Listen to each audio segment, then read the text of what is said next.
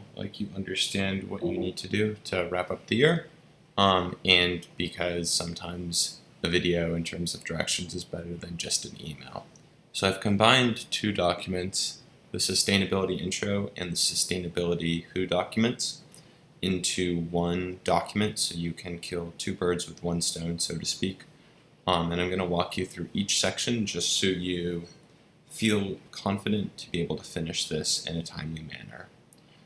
So the first thing that you're going to be doing is you're going to be brainstorming and writing about, right here, about some action or some behavior that you think you or human society as a whole does that has some level of consumption, pollution, or cost. You really want to think about something that isn't maybe the most sustainable. And when we talk about sustainable, we're really thinking about the idea that unsustainable equals increased costs or difficulty with doing.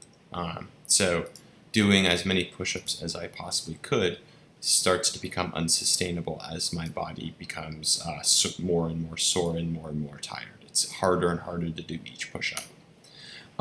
There are a few readings right here to help you really think about what does the sustainability mean. And I have a lot of different keywords to maybe make you think of an action or an idea or a concept that you want to write about. Try and use some of these words in your free write. It might be a good way to really start to structure an idea and some thoughts. You don't need to do any research for this part. After you've done a free write, you want to start to maybe gather some evidence as to the reasons of why and who and where and when your action became unsustainable. And we're really just going to be looking for specific facts, evidence that talks about the who. So really thinking about what parts of humanity either created the action, profited from it, utilize your action, benefit from it, support it, or expand it. So I have a funny fact.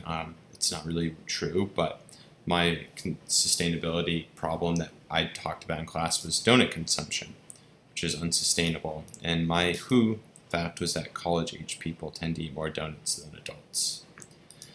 After you have some evidence related to the who, we really want to focus in on the where. So we know who's doing the action, but where is it happening? And we really want to think about where the action is happening the most or the least, where it's growing the fastest, maybe where it's the cheapest or the most expensive, where it's the most popular or the least popular.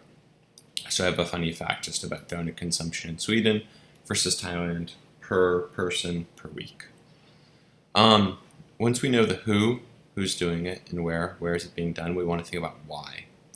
Why are people doing this?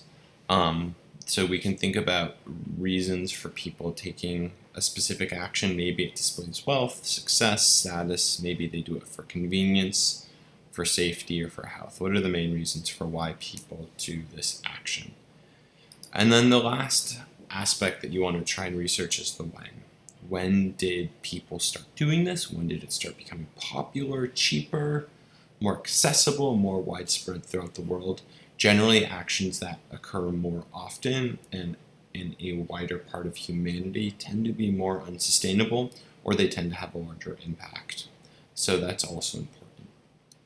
So the last part of this assignment is going to be having you develop a claim as to answering or arguing the simple idea of how.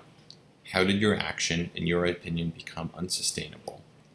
And you really want to be able to write a claim that you're able to back up with the evidence from the who, the where, the why, and the when. So when we think about that, what I did is I argued that donut consumption has become more unsustainable as a function of time, but you could write a claim that really focuses on the when, or the where, the who, or the why, or multiple factors. And then to write a paragraph that's argumentative in scope, you really want to organize the evidence that you collected in terms of the who, the why, the where, and the when.